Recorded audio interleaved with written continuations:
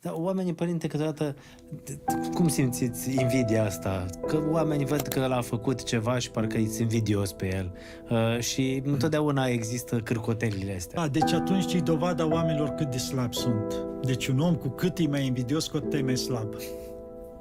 Adică prin asta se arată cât e de slab omul ăla la toate nivelurile. Și duhovnicești și tot. Adică e la un start, deci noi nu ca defăimare zicem, dar dacă vrei să privești măsura cuiva, deci dacă vezi că, ca să vezi cât de puternic e, după cât bine face în jur.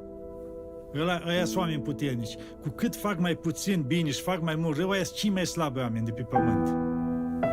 Lor li se pare că sunt puternici, că au bani. Nu, aceia sunt cei mai de plâns oameni. Ca spui că aceia, domnule, săraci de ei, amărâți de ei.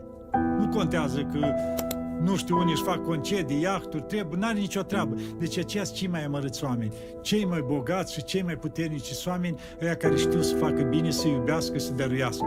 Ăia cu adevărat au putere sufletească. Pe omul ăla care poate să îmbrățișeze pe cel care i-a făcut rău, ăla înseamnă că e puternic.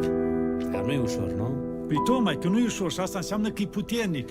Poți să ierte pe toți. Din puținul lui poți să dea și celorlalți, fără să se îngrijească că el nu mai are. Nu, slavă Lui Dumnezeu, bine că i-am bucurat pe aceea.